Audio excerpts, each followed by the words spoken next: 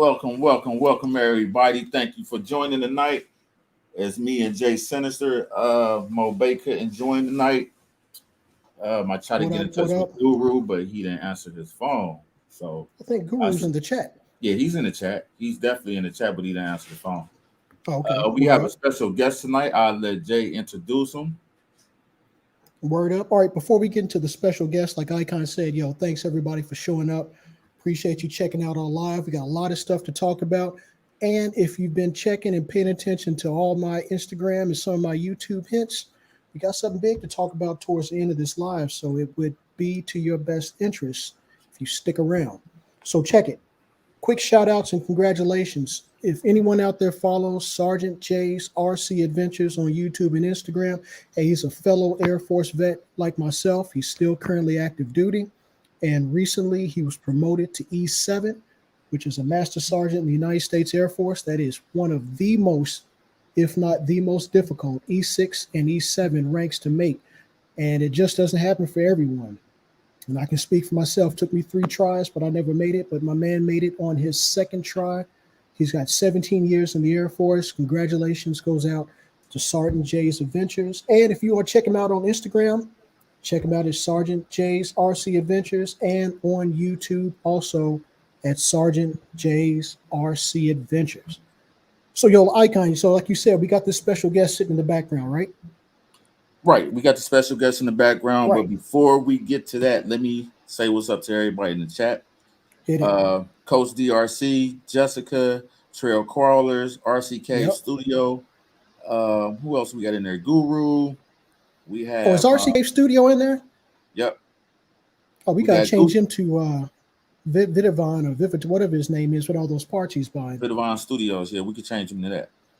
Word We up. got Kurt RC. Thank you for joining. We have who else do we got in here? RC Cave. I said him. Kurt RC. Thank you for joining. RC Master. Thank you for joining. Docs RC just joined us. Thank you for coming in. Hey man, make sure What up, make Docs? sure you guys hit the thumb. Hold up. Make sure you guys hit the thumbs up on your way in. So go ahead and introduce our guest for the night. All right, so check it. We are a special guest is in the background. We're going to bring him in a little bit later in the show, but I just want to let you know that we were fortunate enough to get a hold of this cat. You follow him on Instagram. You've known he's done some serious work with the Sin F450. If you want your truck lifted, lowered, and everything in between, plus there's something new he's making, and you got to follow my man over at Crawlers and Customs. If you haven't seen him, he's got this real distinct logo. It's got this double wrench, sort of like a skull and crossbones, but it's 2 wrenches crossed together. And this cat's out of Florida. Oh, man. And check it right there. These are some wheels, all right, that he got from my man H-Tech Customs for the Sin F450. All aluminum, dually wheels, custom colored, that black face with the blue interior. Or did I get that backwards? Yeah, the black with the blue. Man, beautiful. So a little bit later in the show, we're going to talk to Crawlers and Customs. If you don't know his IG, YouTube, and Etsy, he has an Etsy website. Crawlers and Customs is the name for Instagram and YouTube. And his Etsy website is also Crawlers and Customs. We'll make sure everything we talk about, in a case I omit something, it'll be in the description box below. So if you come back to the video for reference, you'll find it there. So, Kyle, man, so before we get into, the meat of this, is there anything you wanted to, talk about? Uh, Preferably, wait a minute, preferably not that SCX6, man. I'm getting tired of seeing this. So let's not even talk about that, Joy. no, I'm not about to talk about that. Well, I got a limitless build coming up, and Oh, okay, talk. I finally got the motor that I'm gonna put in the limitless. So stay tuned for that. I got a limitless build come up. Got some the new Power Hobby tires for it. If y'all Hey, haven't those seen it, tires, man, those they tires look are good. nice. If y'all haven't seen my page, go over there and check it out, and y'all see the tires. And that's pretty much it. Yep, those tires are fly. I like it. Now, I know we talked earlier today. I mean, I wasn't feeling it on the Felony, but on the Limitless, yeah, that's dope. You made a good choice with those, for real. I like them on the felony too. I mean, not the felony, but the infraction. The infraction. Okay, yeah. Most Big Head definitely. RC, thank you for joining. That's one crawler. That's a crawler right there. Him and Trail Crawler. Oh yeah, Big Head. That's my man. He's got that. I saw him the other day. That posted that video with that black Axe Edition Gen 8. Beautiful. I might have to come get it from it. Yeah, yeah. Gap A to Z So, Reviews. Thank you, my brother, for joining. oh, it's big old Big old drip in Drip the is in the house. building. Big old drip representing the misfits. What's happening, Gap? So So check it. go ahead. Go ahead. All right. So let's go ahead and talk about a few things real quick. Um, Earlier today, I don't know if everybody gets the Transmitter magazine from Horizon Hobby, but I got one of the latest editions, and they had a few articles in there that I kind of like. And one of those had to deal with Axial Fest, more specifically, Operation 11 Charlie showed up to this event. And I just want to talk a little bit about that. And if you got some anything you want to add while you're in the chat, hit it up. We're going to be monitoring it, and we'll try to answer those questions as best as possible. But everyone knows the founder and president is Javier Saez. He's also a U.S. Army vet. And Operation 11 Charlie, started around in 2019 to deal with his issues, related to PTSD. So if a lot of you don't know what PTSD is, that's post-traumatic stress syndrome disorder, and basically it's a disorder that a lot of people like to hide and not feel that they really have and are afraid to talk about it. And I'm one of them, especially any vet who's been to a combat zone like I have. You come back changed a little bit. So he uses Operation 11 Charlie, RCs, to help those vets with PTSD cope with it, as a coping mechanism so they can get through those hard times. So the goal from their Facebook page, they say their goal is through RC cars and the RC hobby. Our goal is to help veterans cope with PTSD and all those related issues, like we just talked about. So veterans who are inducted in Operation 11 Charlie, they not only receive cars from the group, they also get all the help they need. So they get the tools. The RCs are built with extra components, more durable components, so that when they get these RCs, nothing breaks down right off the bat because everyone doesn't know how to wrench on their own RC. So in order to help them run it, have more fun, hey, they get a pretty much complete package right out of the box. At the Badlands at Axial Fest this year, they inducted 4 new members, and this is a big deal to me. Also, their first female member. A lot of cats, a lot of people, when they think of the military in general, they think mostly male. Even sometimes when my wife and I are out, my wife is retired from the Air Force as well, and they know one of us is military. The first thing is they thank me for my service. Wait a minute. My wife did just as much as I did, went to Afghanistan, did her remotes, and all that comes with it. So she deserves the respect. So the fact that Operation Charlie inducted their first female member, that's opening the doors to more ladies. So more ladies out there in the military that want to help cope with their PTSD, check out Operation 11 Charlie. It's very well worth it. They also raised a few coins at this event. So Horizon donated an SCX-10 plus a Proline military-style body. And from this donation to help them raise money, Operation 11 Charlie raised about $2,600 just from those 2 items alone to help with future vet inductees, plus all the supplies and travel expenses that go with it. So that's Operation 11 Charlie is a real good deal, and I need to be more involved with it, being a vet myself. So if you want to help out Operation 11 Charlie, they ask for models, parts, and monetary gifts. And you can check them out on their website. And their website is operation11charlie.com. If you want to hit them up on Facebook, it's Operation 11 Charlie Inc. If you want to email them, it's operation11charlie@gmail.com. And they have a Zoom chat every Monday night. And it's also streamed live on YouTube. So you can check them out there. So Operation 11 Charlie, big deal to help vets with PTSD. And I found this article to be real informative, and I just wanted to talk about it, a little bit. So, Khan, before we move on to something else, is there anything else you want to talk about that's going on in your neck of the woods? I just want to welcome a couple more people that just joined. RC Hobby Films is in the building. Thank you for joining. Earl Moorhead is in the building. Seeing somebody. Operation 11 Charlie is also in the building. Just saw Operation 11 Charlie. Yes, he's in the building. So thank everybody for joining. Please make sure y'all give a thumbs up on your way in, man. I really appreciate it. On 11 Charlie, I'm going to try to get a hold of you cats, man, because I want to do something in the future, for O11C. So you'll be hearing from me shortly. So you ready to bring our guest in? Well, one more thing to talk about, real quick. Okay. There was another article in the Transmitter magazine that talked about some things that I figured was a no-brainer, and that's looking for problems with your RC when it doesn't run right. And when I saw the first check, I was like, come on, man, can't nobody not think of this? But in reality, I would never think of it. So let's just say your car doesn't start up at all, period. One of the first things they say you need to look at is the actual on and off buttons. May not be the battery, may not be the ESC. You could have a problem with the button itself. I mean, have you really ever thought that your button could be bad? The first thing you do is check a battery, right? That was for you, Icon. I know you sleep over there. You got that look on your face all glassy eyed. What are you doing, man? Is London back there making you tired again? No. This dude's a fool. I'm going to go on without you. I'm through talking to you. But they were saying these are so. Go ahead. You ready?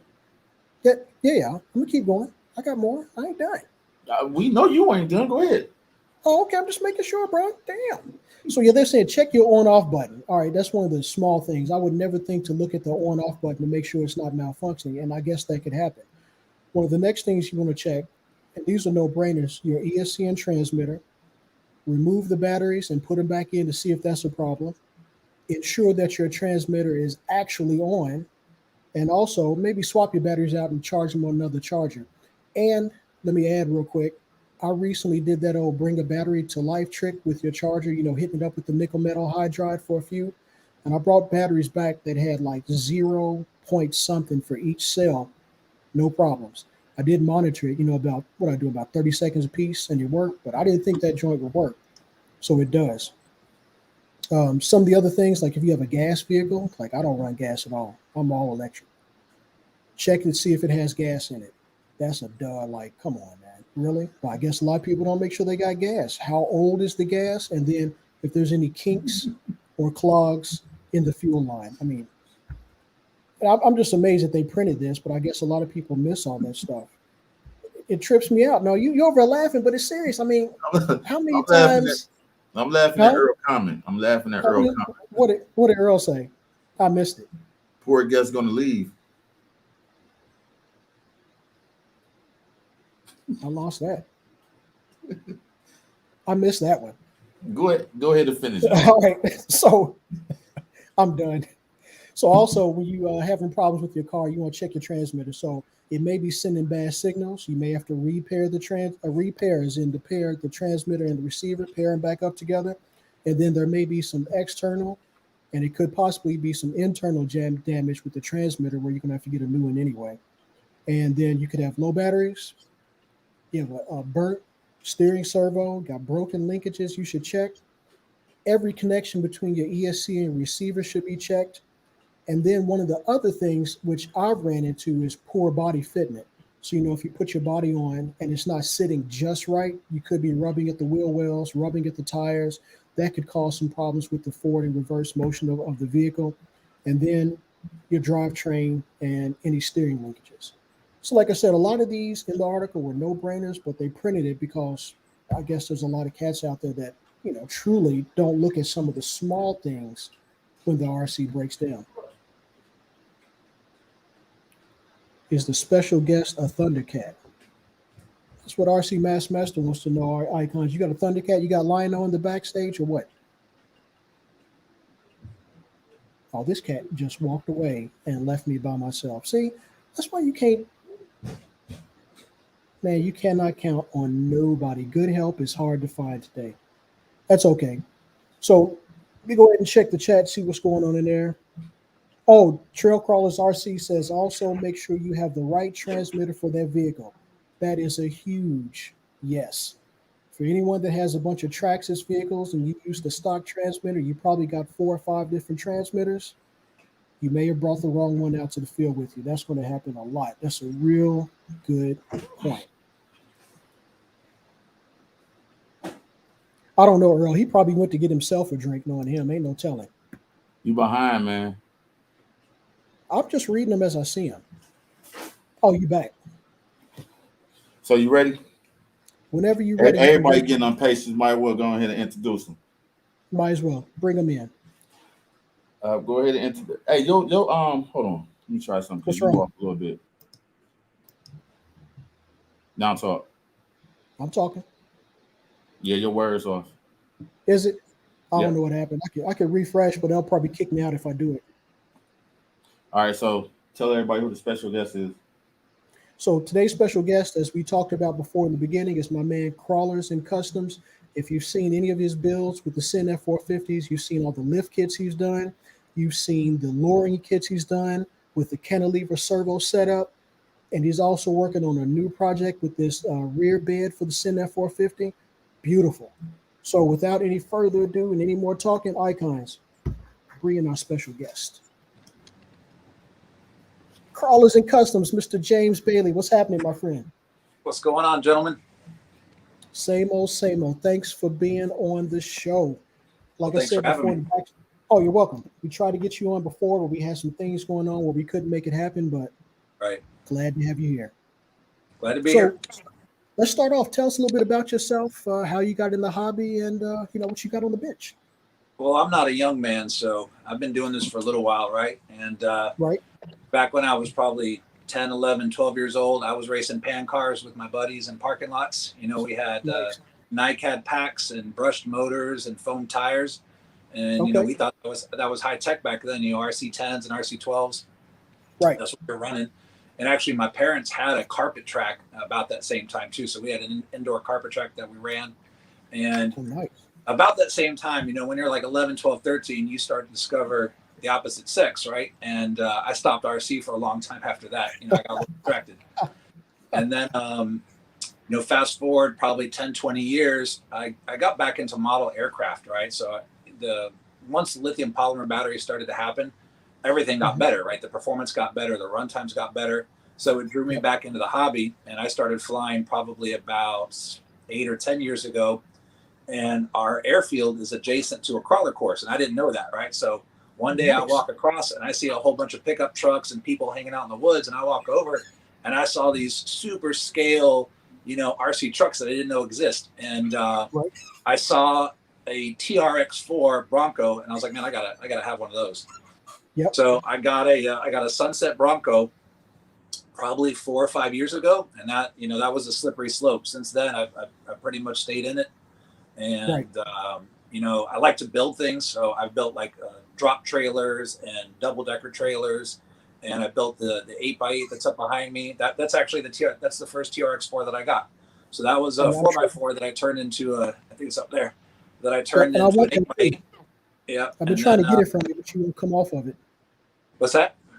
So I've been trying to get it from you, but you don't want to give it away. No, that's not going to happen. That was, man, welding 2 TRX6 chassis together. It wasn't easy. I've done some motorcycles, and I'm pretty good with a TIG welder. But when you're trying to weld those tiny little frames together, it's not easy. I had to do a lot of filing, going back and smoothing things over. But I got at the point where you can't even tell they were joined. And basically, I cut the back of one TRX6 chassis, and I took it and I welded it to the front of the other chassis, and that's how I got the 8x8. Right, I got 4 on each side, and then I had to figure out the links and the axles and get the steering going. And so once I built that, I went to USTE last year for the first time, which is the Ultimate Scale Truck Expo. It happens down here in Central Florida. Right. And then I met everybody. I met 110 Rod Shop. I met Big Squid, and they got crazy scale stuff, and that's really when I was like, man, I want to do something more like that. So I got even more into it, and I put shelves up. I got a workbench, and just since then I've been nonstop. This past January, I got my first 3D printer, and that thing was like magic. It printed off that little XYZ cube. Yep. And the first little print came off the printer. In like 45 minutes, I'm like, man, it's like magic. You press the button, and then this tray spits out this part, and that was it for me. Like, I got more printers. I started to teach myself Fusion 360 after watching Josh's channel. He used to do this STL Sunday, right? And it wasn't that popular, I guess, because I asked him why he stopped doing it. But that's really what led me down the path of not just going to Thingiverse or Cults 3D and getting other people's files. It was about making my own parts. And then that for me was the best. It was having something in my mind that then I could put into this program, and then out comes a part. That was it. So Well, let me ask you this. Yeah. Have you ever used Tinkercad? Yeah, actually, I started with Tinkercad. Okay. It was a really silly project, but my sister had this idea to have a toilet paper mount that you could put your phone on and like swivel it so you could watch, your phone while you're in the bathroom, but not actually touch your phone because they're all like germaphobes. So Right. I drew it out in Tinkercad, but then Tinkercad was really limited in its scope. Right? There's not, there's certain things you want to do that you just can't get done in Tinkercad. So Okay. I didn't know where to go from there. I just stopped designing. That was probably like 2 years ago. And then when I saw Josh make that, he made like a little like car simulator for your phone where you put the phone in front, it had a steering wheel and a seat, and he went through the process of how he designed that. I'm like, man, I could do that. That looks good. And Right. that's how the lower truck was born, the trailers, the lifted trucks, like stuff like this that I make. These Oh yeah, the bike ride. Yeah. Yeah. So, I was really, really having fun with like the detail on some of these parts. So Sure. that's basically what happened. And now once I started making that, people saw it. They're like, well, I want that. Right. So I'm like, well, I can make more of them. And then I got to the point where I couldn't keep up with the messages and the orders. So I had to find something. So I found Etsy, it's okay. It works pretty well for where I'm at now, but probably pretty soon I'll do a Shopify site where people can see things that are sold out. Cause like right now, my lift kits, I put them up and they sell out right away. And then people are like, oh, are you going to keep selling it? Cause I can't find the listing. And that's one thing that's weird about Etsy is that if you sell out of an item, it just disappears. They can't see it. So people think that I don't have the lift kit. They don't think that I have the lowering kit or the motocross stand or the bike racks. Well, I do. It's just when you happen to go to the site, they were sold out. Gotcha. So tell me what was going through your mind when you designed let's go with the lift kit for the F450. So, I go into the Facebook groups, and that's really why I have Facebook, so I can connect with other people that like the hobby. And I'd see all these people having trouble. They try to lift the truck and the dog bones would fall out, or the pan-hardened steering angle would be so steep that there'd be a huge amount of bump steer, or they couldn't center the axle, or the links would be in a really extreme angle. So it made the truck not work that well. So I thought, well, I did the lowering kit, which took me forever. I'm like, man, the lift kit's going to be easy by comparison. So I drew the chassis out in CAD. I took the motor and transmission, I moved them down 40 millimeters, and I connected the dots. Right. So I ended up with this sort of design as the main piece. Right. So this is the original chassis area, and then this is the bottom part, and it keys into the original 4-link mounts and transmission mounts, and it's a pretty simple install. You still got to lower the steering servo, so that's what this does. Sure. It takes it down 40 millimeters, and you got to lower the pan harden. I supply the bolts, and you got to lengthen out the links for the sway bars.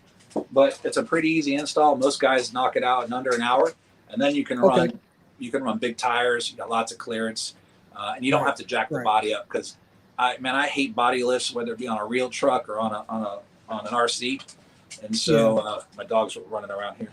No problem. I just didn't like the look of it. So like I have a Silverado with a 6-inch BDS kit, and you could put a body lift on them, but it's not the point, right? It's not just for looks. I want the performance to go with it. Exactly.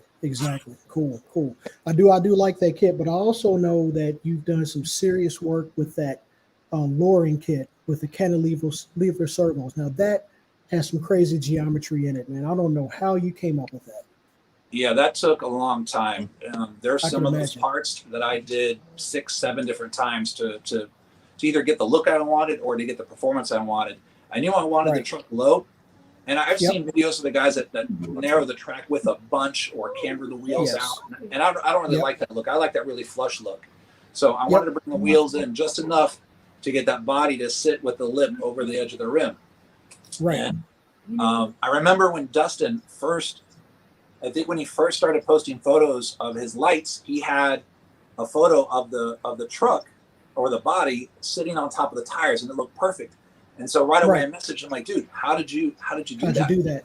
Right. Yeah. And he said, hey, I got to admit, man, that's just a staged photo. There's no truck under there. That's just the tires. You know, it's just the tires sitting under the body. I'm like, shit. And I bought the truck because I thought it would be easy, right? I thought he knew how. I'd buy something or he'd tell me how to do it and I'd do it. And it turns out that didn't exist. So again, I was left with the scenario where I wanted the truck to go down and then nothing existed to do that. So I just started piece by piece. I bought the truck. The night I got it, I took it apart. I never even plugged it in. And I started working. And it took me, I don't know if you know Big Back Teddy. He's one of the guys out on the West Coast. He messaged me and we kept keeping in touch and he wanted the lower truck too. I said, well, I'm working on it, but man, it's going to take a while.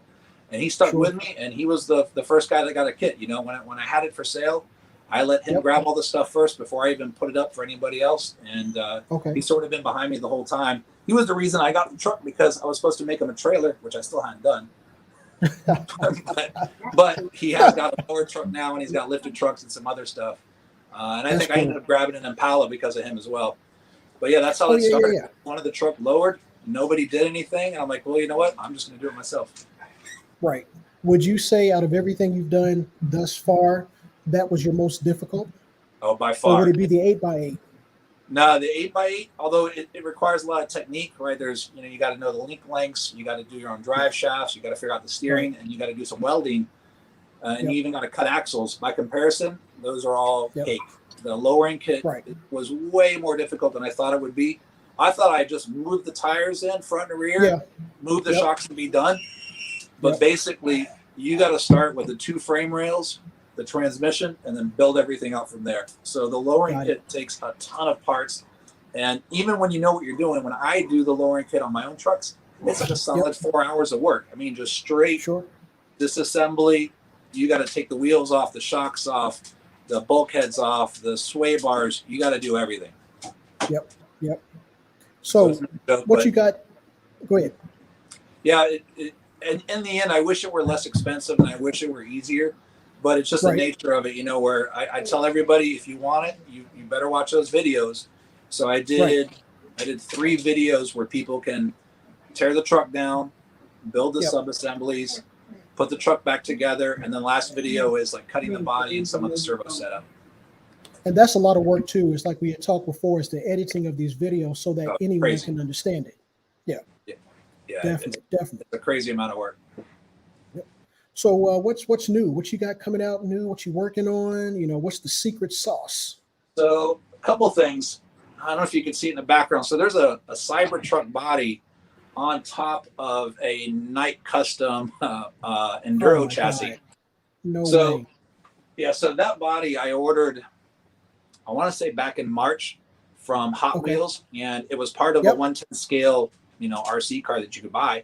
It sold out in like 2 minutes. So I'm on the computer. I'm yelling at my wife. I'm like, get on there. Because I saw the countdown and I was lucky enough to get 2 trucks. So one of the trucks is still in the box. And then that truck got sacrificed. So that's just the shell on a Night Customs chassis. And I'm going to do a super scale on that because the Cybertruck is supposed to have adjustable ride height from the factory. And the super scale module allows you from the transmitter to not only control ride height, but also it does that simulation as far as making the truck look heavier and more scale. So that's going to happen. And then speaking of that Cybertruck real quick, you know, Mattel had just released one as well for $250. It's like a Lego style that you can build yourself. I saw the Lego one. Yeah, that was, I think this week I saw it come up on my feed. So I'm hoping to have for USTE, I'm hoping to have this truck done with the Cyber trailer, which I've already designed. I just got to sort of get through the final bits. And that'll be one of the trucks that I take to USTE. And then, you know, I got to go with the 450s. So I'll have a few of those, but this is one of those pieces too. So I put this up on my Instagram and this is just a real quick, fast print to check proportions. And I'm probably going to end up doing this piece with an aluminum insert, right? So this will all be aluminum. And then the surrounding parts like the boxes, the fender flares, the bumper detail, that'll all be PET.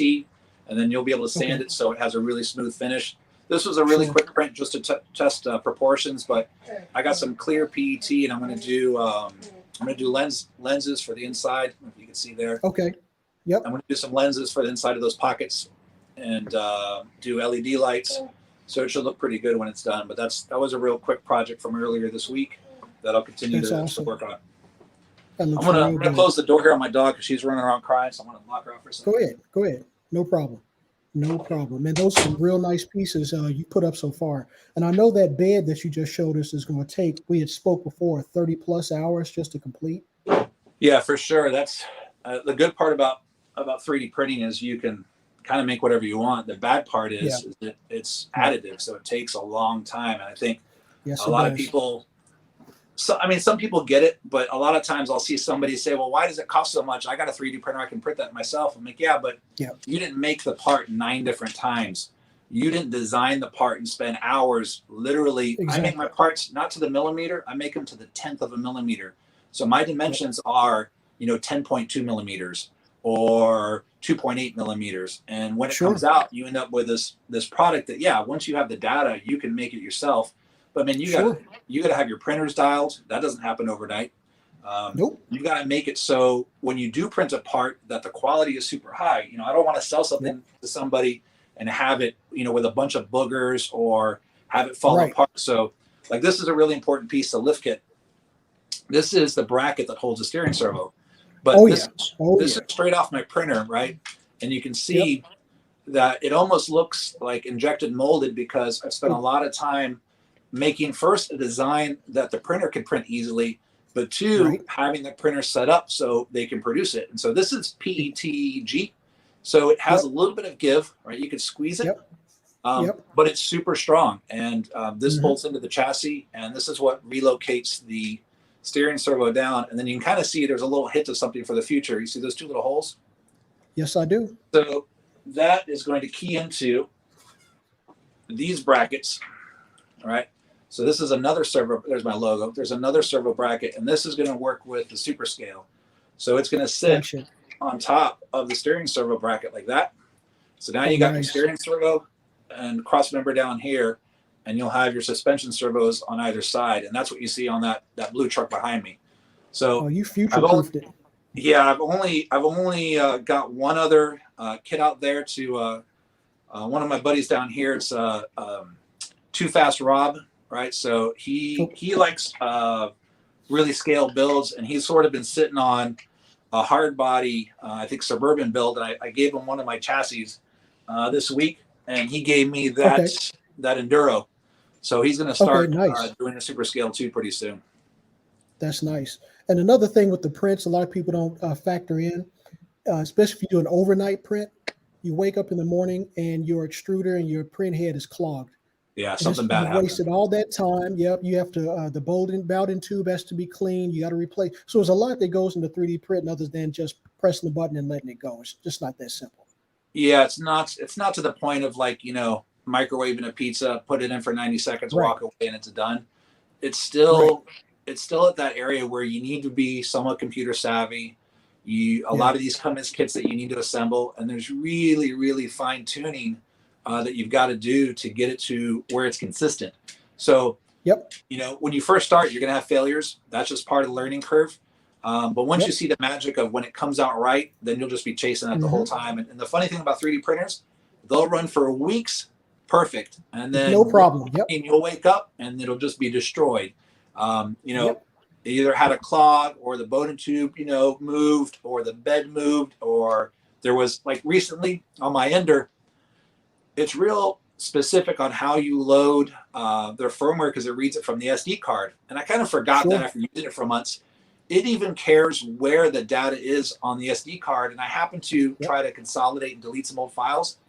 And when I turned the printer back on, it ran fine. But when it power cycled with the SD card in it and came back on, because my wife turned it off, because sometimes I'll leave it on for days, it just wouldn't print. Like it wouldn't save, because I have what's called a Bondtech extruder.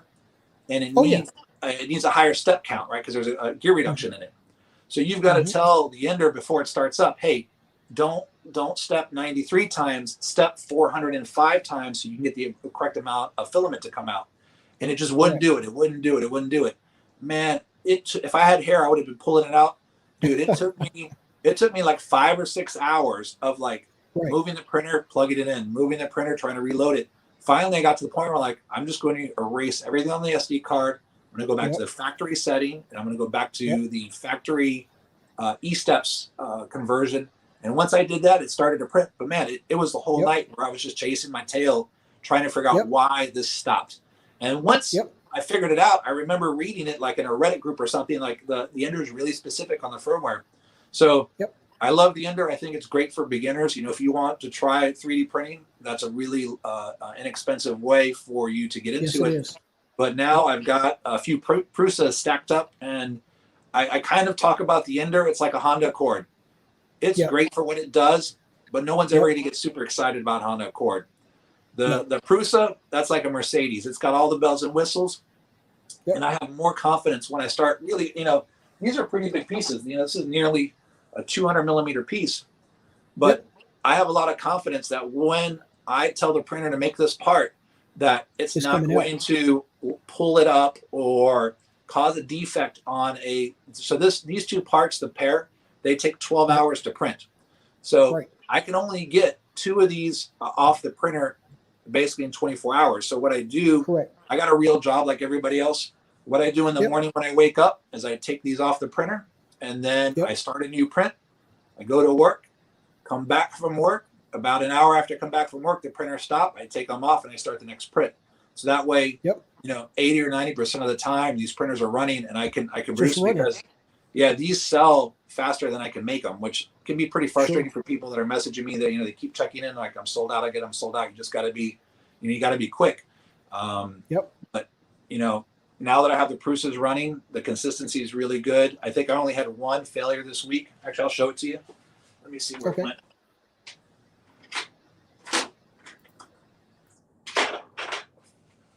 Just want to say one thing, one quick. Sorry for your loss, Guru. Sorry for your loss, RC God. Man, we all here for you guys. Definitely. We all here for you guys. So, you know, just wanted to say sorry for you guys' loss, man. So here's a good example. It's going to be probably a little hard to see on the camera. So there's a little hole right there above my fingernail. See that little hole? Can you blow them up, Icon? I'm about to. Yeah. Okay. So you see that little hole? Yeah, exactly. Right above my nail, right? Let me get a screwdriver. So this is the kind of thing, if you're selling these parts, I could run this on my truck and not have a problem. But when somebody pays for it and they see that, right, they see that defect, that's not going to fly. I don't want to sell it. So this becomes scrap. So you have a 12-hour part that now is no longer, you know, it's not sellable.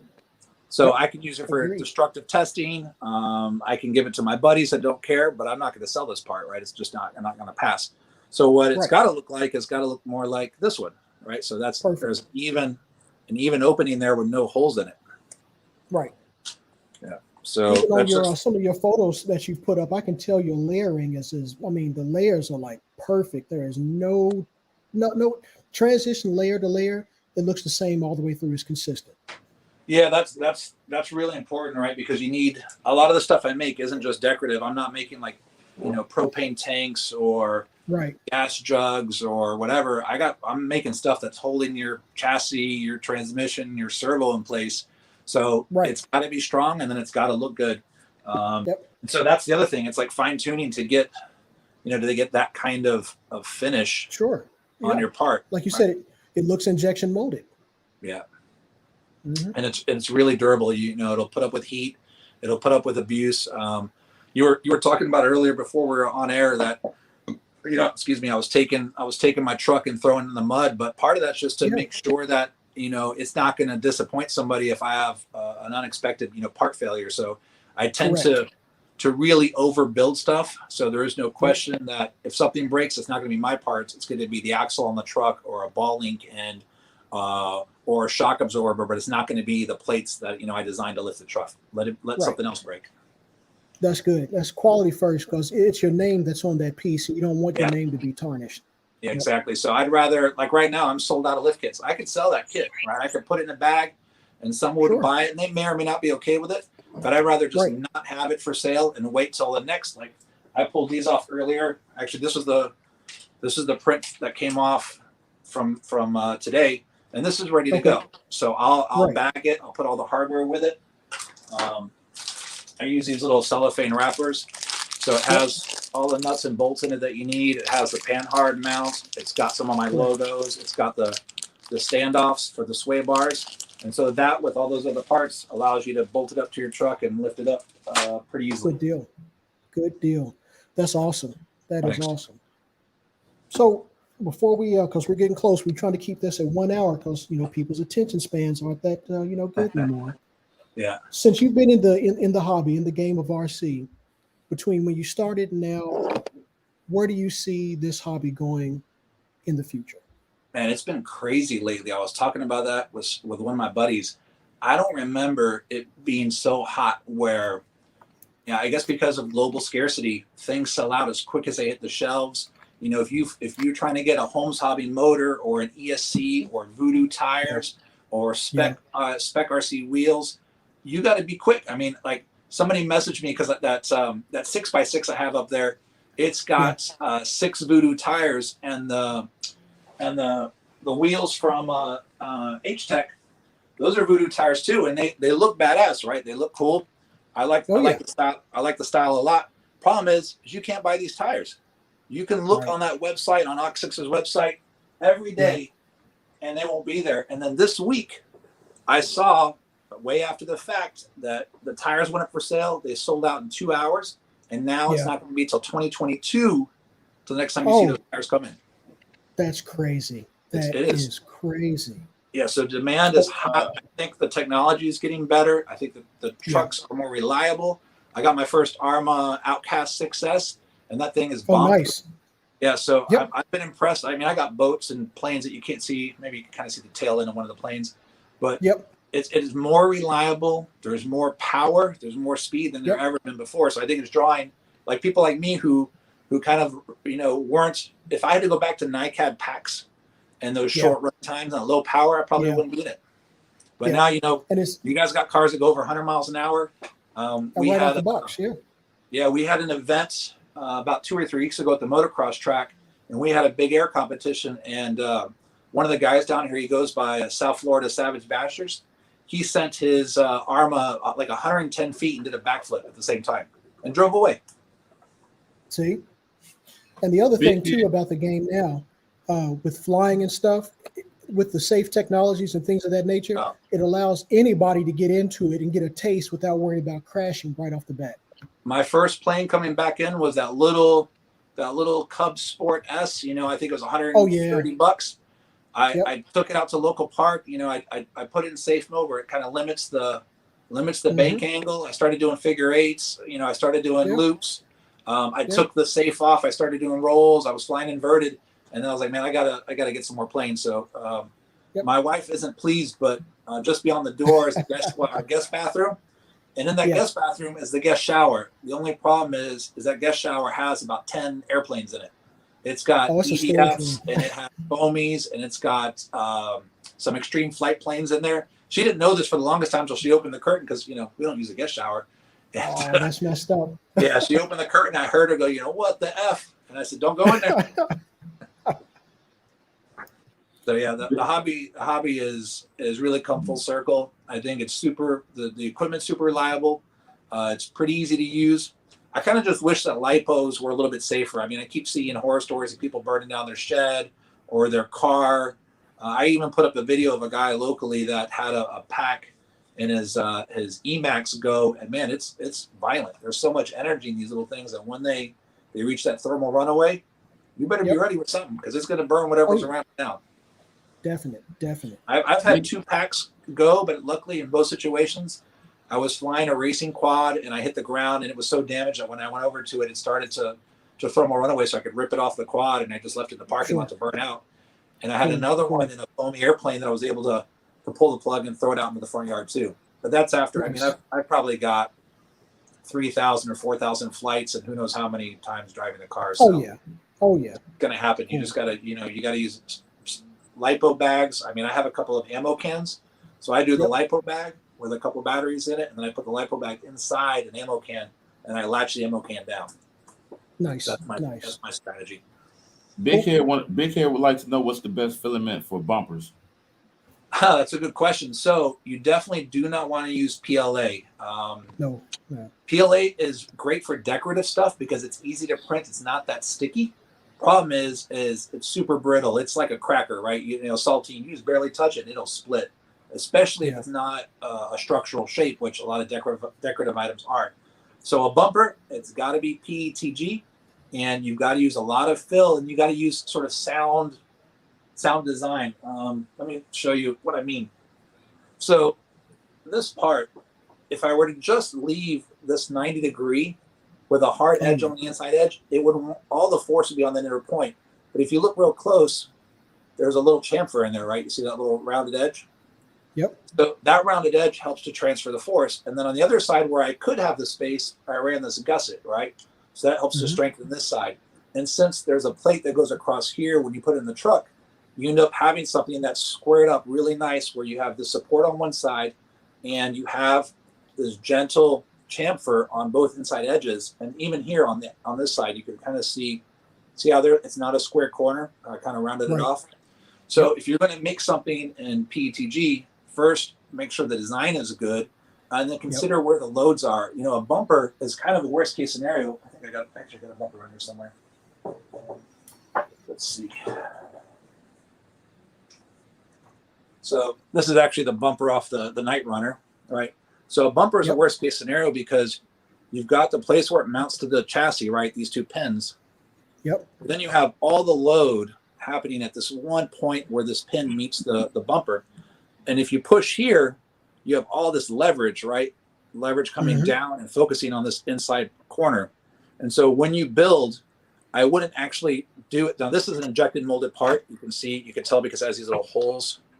That's kind of hard to see on the camera, but it has these little holes. Injected molded parts are very strong and they're kind of flexible, so they make good bumpers. But if you're going to do it out of PETG, I would say don't just use these 2 points on the chassis. I would even sandwich the chassis on either side. So if this goes into a hole, but you have access to maybe add bracing somewhere else to another point, I would do that. And I would definitely add material in this corner region to spread those loads out. So maybe what you would do is make 2 gussets on either side if you had no choice, just to make sure you have as much surface area in this point where you're going to have those loads from, like, you know, running into stuff, especially when you hit a corner. Because you hit this corner, it's going to want to break probably right on this inside area, right? Right. It's going to want to split right there. So make sure you do a lot of material. This has a lot of material removed, but I would just leave that all full and make sure you use a lot of infill. 30, 40, 50% is a good place to start. If it's not that structural, you can go down to 15 or 20% or even less, like the bed that I made. This was just to get the volume right. So I think I only use like 10% on this piece. But here's a good example, right? This is a bumper, all right? But look at the backside, right? It's all solid. Yeah, it's solid. So once I design the mounts that go to the frame and to the receiver, this is going to be really structural. It's just glued together right now, but eventually it'll have holes and hardware that come in from the back. But I made it really thin, I think 2 millimeter, just so I can see the shape really fast. This is not what I'm going to ever use. This is literally just so I could see it in real life, stick it down on the truck, and then make the proportion adjustments. And I know I want to go a little wider. I'm probably going to go 10 millimeters on either side, and then I'm going to add the fender flares and sort of finish it up. But it's nice to, you know, to be able to prototype a part in a couple days and make the tweaks as you need them. I think the headache rack looks pretty good. Same thing with the headache rack. You can see there's a little gusset down there in the corner, right? And then same thing, you can see it's all curves. If you put hard corners in it, that's where stuff breaks. Yeah, exactly. It's called a stress riser. So there's not going to be any load here, but there's actually a stress riser right there. So if I were to pull down on this piece, it's trying to break, you know, right on that inside corner. But now this is the cool part about PETG. It's super forgiving, right? Comes right back. Yeah, it comes right back. And so it's a really good material for a lot of RC stuff that, you know, maybe it rolls over, it takes a load for a second, and then pops back into shape. All this gives, right? Yeah. Yes, sir. So I know. Probably the big question of the night is that probably don't nobody want to talk about, but what y'all think about The actual. You better The not be one asking six me Hey, scale man. that. crawler. The one Don't six ask me Hey, that man. scale crawler. I ain't. Jay, I'll I'm let you taking talk. it out on this one. Oh no, I'm taking a pass on this because I'm not getting it. No, sir. I got what I want right in front of me. Well, Do you you know what, think it's over, Axial, I don't think it's. overpriced? Do you think it's overpriced? I don't I think it's do. overpriced because you think about how much material there is. You think about how much an SCX3. I got one on the shelf up there. An SCX3 costs. It's $400, $500, $600. This thing is 40% bigger, right? A 1.6. So it kind of makes sense that it's 40% more. But I'm not trying to hate on Axial, but I wouldn't buy it Oh if it no. were $300. I just don't have the space or the place to run it, and I'm one of those 110 scale or die kind of guys. I only got that little SCX 24 because I'm going to put that 110 scale quad on it. I don't want Right. anything that's not 110. I mean, that's really what comes Gotcha. down. Do you guys believe it'll be a lot of upgrades for it? I don't know. I'm going to tentatively say no. I don't want to jinx it, but I just don't see, unless there are other 1.6 crawlers out there or coming out, which I just can't see Traxxas doing. That'd be the other big one. You're not going to have tire manufacturers jumping on board. You're not going to have wheel manufacturers jumping on board. You're not going to have shock manufacturers because they don't want to sell a shock for one vehicle. They want to sell a shock that fits 10 different vehicles. An RC four-wheel drive, an Axial, a Traxxas, an Enduro. Those all take the same wheels. And so it's really easy at that point to spread your production costs across 100 units. But if you can only sell 10 units to the 10 guys that bought that truck, man, it's not worth it. Yep. I seen Storm has already started 3D printing parts based on some Night Customs items, and he scaled it up, and he was able to fit it to the 1.6. So that may be what it's going to be for a while. It's just going to be custom made parts, in house. Yeah, I mean that's what it's going to come down to. I like I think it's James Night Customs. I like what he did with the Enduro platform and having all these files available for people to print themselves. I think they're really economical. You can buy. I think you can buy the whole scale kit for like $20 or $30, or at least buy the files and then print them at your leisure. So that's really cool that he's sort of empowering the guys that maybe don't have the time or the knowledge to learn design themselves, but they've got that printer sitting in the corner that that can make these parts and you don't have to ship them. I think it's good for the hobby. Oh yeah, I bought some of his parts for my trail crawler, and I turned it into a Toyota trail runner, and I bought his bumper, his rear bumper, a few other things, and it was easy to print. It just took a while, but the fact that I could download the file for next to nothing, that was a seller to me. Yeah, so that's the thing. You don't think Traxxas to come out with one? Maybe you guys can hold this to me later in a later interview in a year or so, but I can't see them coming out with a 1.6 scale crawler. I just don't see how it makes sense. Yeah. I don't know. At that scale, everything. I mean, for South Florida as an example, we don't have natural terrain, so everything that we have to crawl on has been built specifically for a 1/10 scale in mind. You can't fit on the trails that we've built with that truck. So what are you going to do in Florida? I mean, obviously, if you live in Colorado or you live out in Arizona and you got some great natural terrain, it might make sense for you. But on the East Coast, especially in Florida, there's no place to drive the thing except for an empty parking lot or a field. And if I'm going to do that, I'm going to take my arm out and go 60 miles an hour and hit some launch ramps. Right, and then too, with the state of getting parts that can't even get shipped into the States and everywhere else right now, how long is it going to be before you can really get a manufactured part? So, yeah, I mean, easily next year. I'm in the bicycle industry, and I've got projects that I'm working on that are for 2023. I mean, that's how far stuff is out. Man, it's crazy. See, it is crazy. Yeah, so I'm gonna stick to 110, and I'm gonna predict that we're not going to see another 1.6 crawler from anybody else. We'll mark that down and hold you to it. See what happens. Or we'll do a $5 bet, but I'll be collecting on that. I'm in on that. All right, I'm down for $5. Let's put 5 I got on. 5 on it. I'll go 5 is on it. I'll go in. Okay, 5 is on it. All right, that's a deal. I got Axial will probably come out with another one. Well, another 1.6, another body for sure. Yeah. They're gonna have to come out with their own bodies because is Proline gonna make a 1.6 scale crawler body for Axial? I don't know. I mean, maybe. And the body probably be like what, 150, maybe. I mean, just that's the thing too. Shipping is so expensive right now.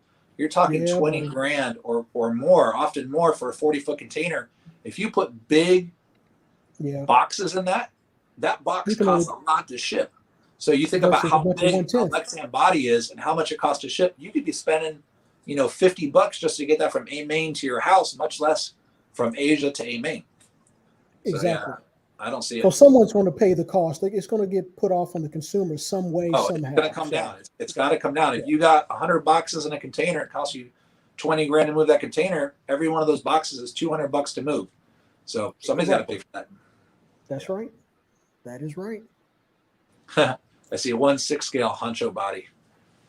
I think the only thing that would get me into that is that they brought back the 6x6 Mog in 1/6. That might be pretty cool. But Oh my God. see Yeah, that, I love I'm not Unimogs. an eye. Love Unimogs. Man. Yeah. Well, that's what that 8x8 is up there. That's a Mog body. See if I Oh, can that's show- why I want it. Trust me. It looked like a little van when I was first setting it up, but let's see if I can get the angle. That's it up there. Oh yeah, man, that is beauty. That and the record that you have, I like that Yeah, too. the record is, let's see, it's right there. Yeah, it's right behind it. Yep, behind Yeah, that it was a down fun into project. the right. Yeah, I I was wanting to build that for a long time, and I just kind of kept putting it on the back burner, and finally I said, I gotta finish this truck. So Right. it's a G-Speed chassis, some TRX axles, 2-low transmission, Holmes motor, strong direct power servo, and Voodoo tires. So I think the thing will get it pretty good. Nice. Yeah. Well, James, it has been great having you on. Is there anything you want to leave us with before we move into the grand reveal of this live?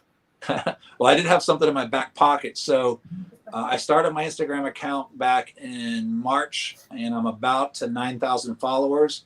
So this weekend I'm going to announce.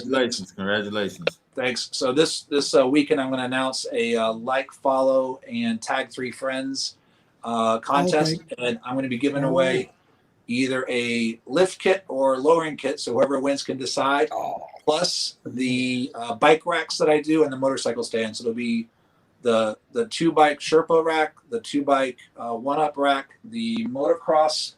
Actually, I'm going to show them now because I don't think I've shown them. So the motocross stand, right? That's pretty fun for Scale Garage. It actually works. It goes up and down. And then this is probably one of my favorite little projects. But this rack looks good on the back of a crawler, right? So it actually holds the wheels in place, and it folds up and down. So it'll be this rack, another rack, plus a lifter lowering kit for whoever wins that. So when I hit 10K, we'll call it the winner. So I'm anticipating probably sometime in November that would happen. And nice. All you got to do is follow, like, and tag 3 friends on that post. So I'll do that this weekend. Hey James, Heat 305 was wondering if you are having another event like you held a couple of weeks ago in Miami. Yeah, we talked about that. So that was that motocross event. So it was one of those things that me and a couple guys kind of thought of it, and we didn't really know what to expect. But it was fun. We got to drive our crawlers on the motocross track at night.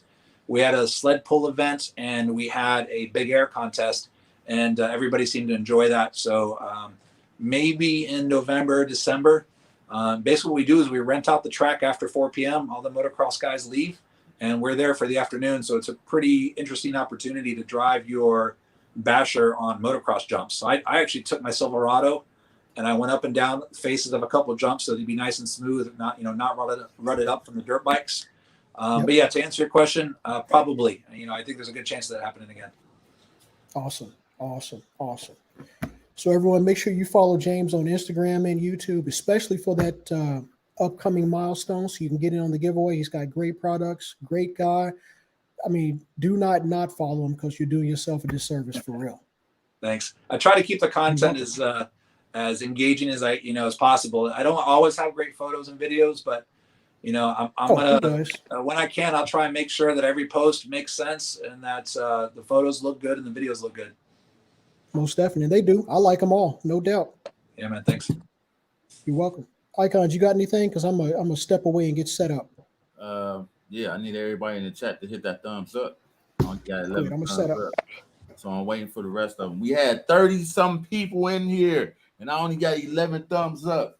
I'm showing 25. I just did a refresh. I see 25. Oh, okay. I'm sorry, y'all. I'm sorry. Yeah, man. Hey, thanks, Earl. Thanks for joining, man. I appreciate it.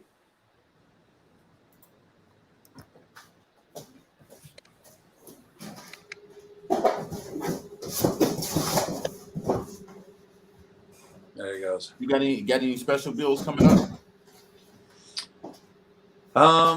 Yeah, the Tesla trailer should be pretty cool. So if you look up like Tesla camping trailer, there's a bunch of renderings of this trailer that doesn't exist. I modeled that 1-to-1 in CAD, so I'm going to have an exact replica behind that Cybertruck. So that should be pretty fun. And I got, let's see, I got that thing back there. So that's a rat rod diesel tracked, semi-wheeled thing. It'll have trailing links. I forgot the transmission already. So that's coming up. And then really it's the trailers. I want to do a fifth wheel for the F450s, and I want to do the work bed. So hopefully what's going to happen pretty soon is there's going to be a lifted 450 with a scale work bed. It'll have, drawers and cabinets in the side. I'm going to probably do a hidden fifth wheel mount on the inside. So when you're not using it, a plate would cover it.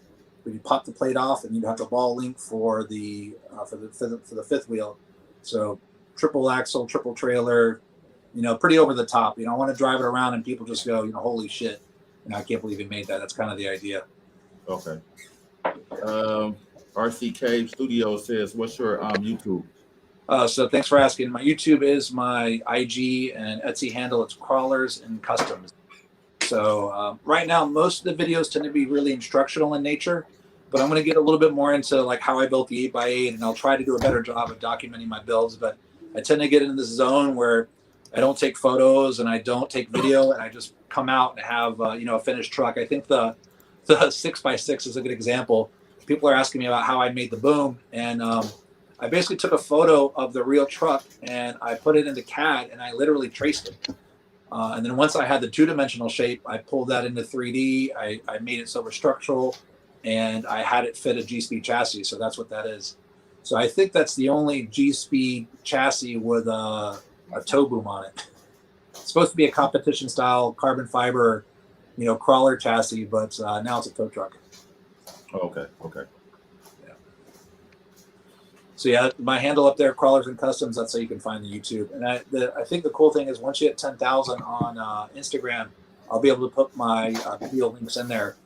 For some reason, if you don't have 10,000 followers, Instagram doesn't allow you to link videos, which is a little disappointing. So that's one reason hitting 10K is important for me, so I can actually get links to some of the stuff that I do. Really? Yeah. Yeah, like, that swipe up to watch video. Right. Link video, that only works when you have 10,000 followers. Oh, wow. So I'm getting pretty close. I think by next month I'll be there, and hopefully that contest will help jump the numbers up too. Do you have your YouTube link on your page? No, see, that's the thing. There's only one place that you can have a link, and that's to the store. So you're unfortunately, you just have to search it. But when you buy any of my kits, there's a QR code on the instruction manual or the instruction paper that I put in there. So you can just scan it with your phone, and it'll take you right to the video that you need to do that job, whether it be the lift kit or the lowering kit. Okay. Yeah, I think. Let's see. So since I box everything myself, this is the checklist that I use, and so this is for the lift kit, right? So it's like all the hardware that it needs, all the parts and basic instructions, and then the QR code to hit with your phone so you could see the video and how to install it. Because I assume that everybody's seen my videos, but I think only like 400 people have watched the lift kit video, so probably 300 of those were people that were buying the kit. So yeah, soon I'll have the ability to link videos, but we're not there yet. Okay. I'm back and ready whenever you are. Hey, Jace, that's all right. I figured it out. Can I ask another question? Go ahead, Big Head. You can ask a question. Yeah. I'm sticking around after your show there, too, so I can see what you guys are going to reveal. I know there's a secret project coming up. That's what I heard. Yeah, a little secret project. No? Okay. G14 classified. Oh, it's on a need to know. That's right. Need to know. Hold on. Big Head said he had a question. Yeah. Okay, that's cool. What you got? You go ahead and reveal it. I'll answer this question. You sure? Well, if he's about to type, I'll give him a few more. I don't want to interrupt him, get overshadowed. I want his question to be answered. Oh, you did see earlier that RC Cave said he was getting that SCX6. That really doesn't surprise me. Yeah, I've seen it. Yeah, it's good that he left before we started to pick on it. Oh, he's still here. I think. Oh, is he? Okay. Yeah. No, don't listen to me. He said he just followed you too. All right, cool. Thanks. Yep. Yeah, I think the thing I'm most excited about, really, to finish up, is the dynamic lift, which is the 40 millimeter lift kit combined with the super scale module. So there's a video that I did that. I mean, I love his work. I don't know if you guys saw that Oldsmobile drift car that he did when he first started showing the super scale. And that thing, he would stop and it would like rock. And now he's got the Impala. So when he hits the switches on the Impala does that little wobble, as it hits those points, as it locks up. And so I love that look. So I want to do my 6x6 on a super scale. I'm going to have that blue truck behind me is already on it, but I'm going to do a couple more trucks with it. And then here's the question. Yeah.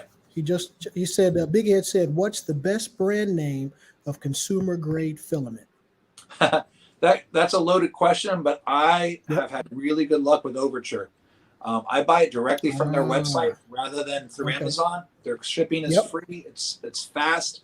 Oftentimes they'll give you little coupon codes here and there, but I've had really good luck with Overture PET. So I mean, I probably burn through a 1 kilogram roll.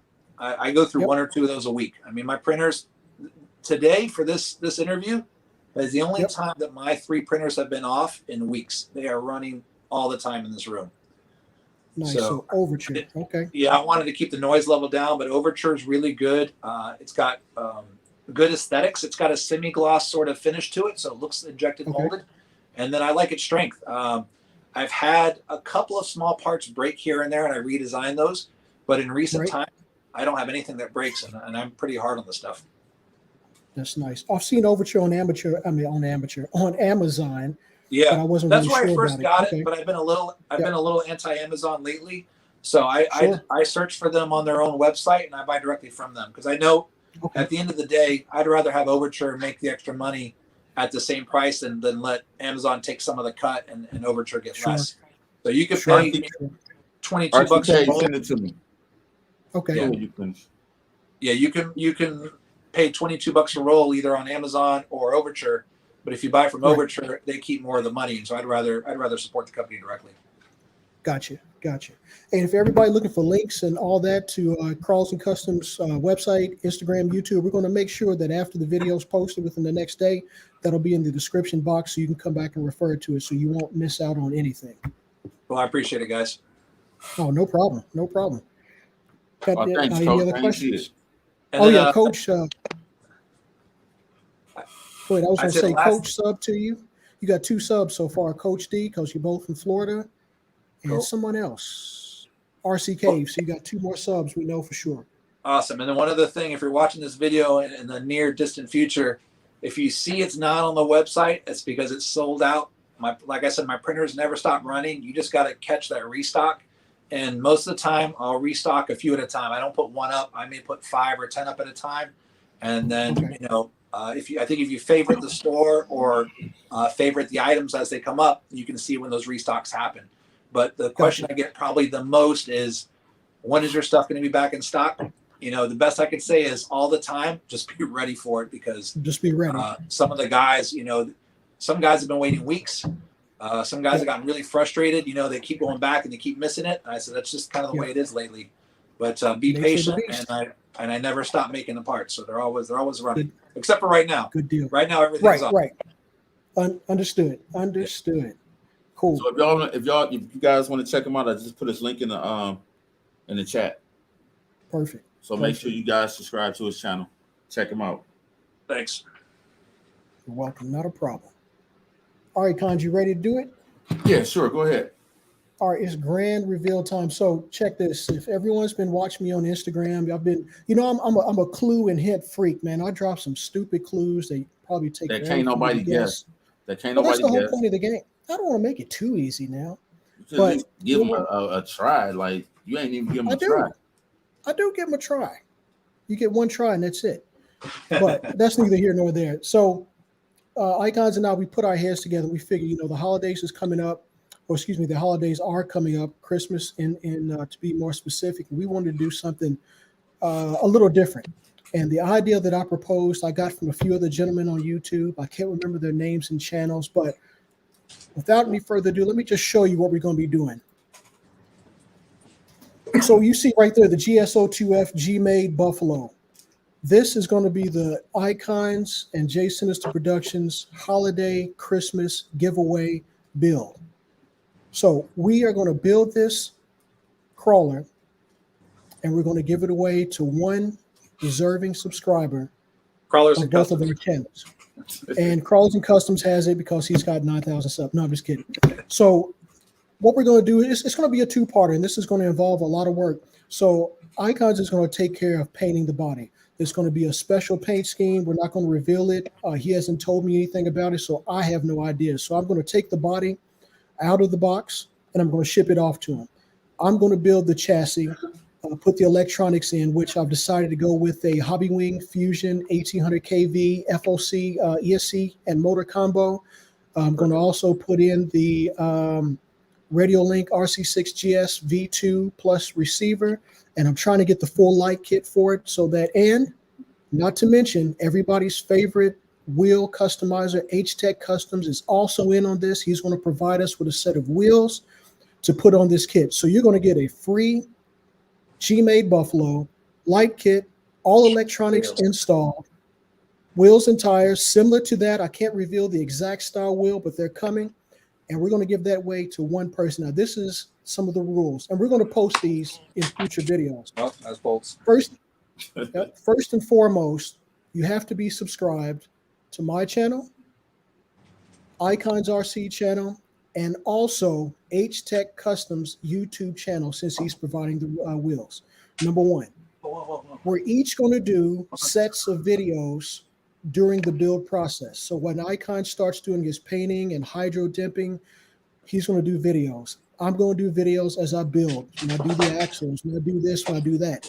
You have to comment on each build video from each individual.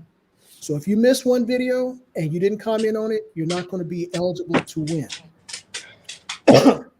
We're going to try to get this done, throughout the month of November to get it built, ready, and someone selected by around the first week of December so we can ship it out in time for Christmas. So, number one, you have to be subscribed to both of our channels. Number two, all three of our channels. That's Sinista Productions, Icons RC, and H-Tech Customs. You have to comment on each video that we put out in relation to this Buffalo. And number three, you have to be of age. So if you're under 18, and we're going to double check all this stuff, we're going to go on to the next person. So this is our Christmas holiday build to give away to a deserving subscriber, because we want to do something nice for the community, because we're able to, and we know some aren't able to, especially right now. So this is our gift to you. And all we need is a subscription and a comment to each video that we post out there. And that's it. Icons, you want to add something to it, my man? Yeah, number three, I'm not the best painter. So if that body come out messed up, it is what it is. You get what you get. You just got to be grateful for what you get. I'm just saying, I've seen I'm not your the work. best painter, so quit playing. I'm going to try my best. But no, playing, you guys make sure y'all get in this giveaway, man. It's going to be a nice giveaway for somebody. Most definitely. When is the deadline? Well, let's shoot for, you mean the deadline for the drawing or to have it shipped out? To have it shipped. The deadline to have it completely built and done, because, when it get cold, we can't do no painting. So I need to get that body ASAP. Oh, I'm shipping the body out to you tomorrow. You have to worry about that. I'm not going to let you slack on that one.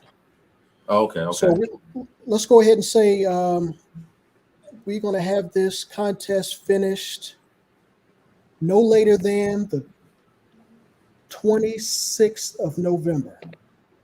Okay. So between now and 26th November, I'll give you time to paint it, send that back to me, then I can assemble all the other stuff with the lights and bumpers and all that good stuff.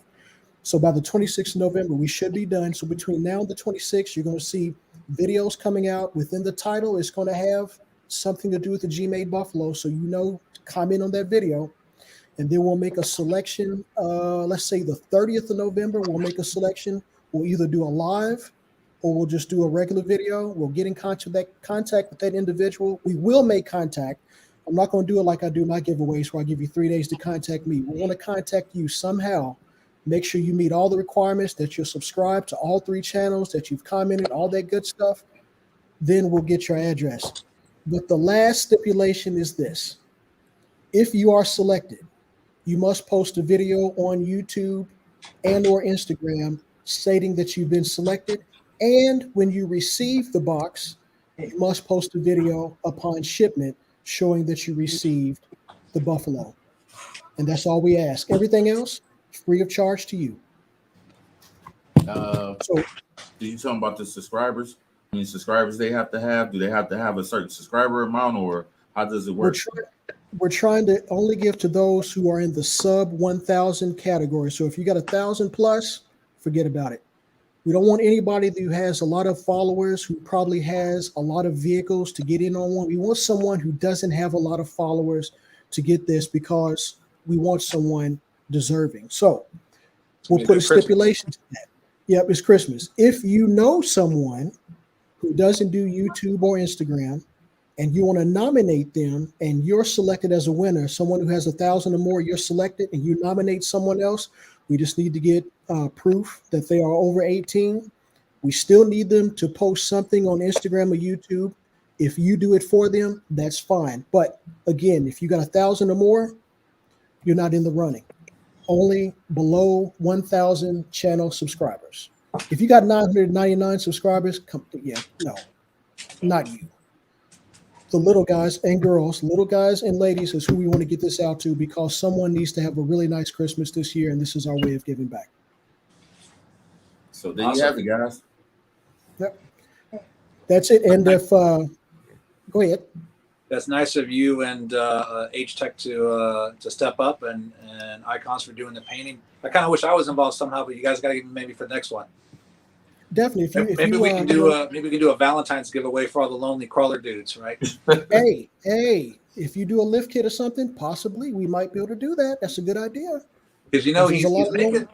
I turned him onto the truck. He's making a lot of parts for the truck. He's making bumpers and links and all kinds of stuff. So maybe in the next giveaway is 450. Yeah, definitely. We might have to do. That's a good idea. That's a real good idea. But if anybody from Sen is watching the video, maybe we can have them donate the truck, and we can do the paint and the lift and all that fun stuff. Hey, most definitely. I just seen RC Cave Studio says he wants to be involved. Hey, RC Cave, if you want to buy some Vitavon parts for it, hey, go right ahead. We can get you in. Hey, why you got to do Vitavon parts though? Why he's buying all Vitavon stuff, man. But we'll have to get him for the next one, because we got to get started on this project ASAP, so we make sure it's out on time, especially how crazy shipping is right now. Super delayed. Right. Super delayed, yeah. Yep, super delayed. So there it is. Cons, you want to take us out? Yeah, man. Thank everybody for joining, man. Please hit that thumbs up on the way out, man. I really appreciate everybody for joining us tonight, man. It's been Big shout out to Crawling Customs, most definite to him. Yes, thanks for having me, guys. Thank you for joining. It's been a minute since we've been on. Shout out to Mobe, shout out to Guru, shout out to everybody that's down with the Ohio RC Connection. Big shout out to the True Boys family. P305, Big Old Drip, Coach Dizzle. Make sure y'all watch They Live, and we'll be back next week, same time. Make sure y'all check out True Boys RC Lives on Thursday, and we'll be doing lives on Friday. So you make sure you look out for both our lives. Most definitely. That'll be it. Have a good night. All right, Mike. Hey, yo, hit that outro, Icons. Let them see it one more time. All right, I got you. Word up.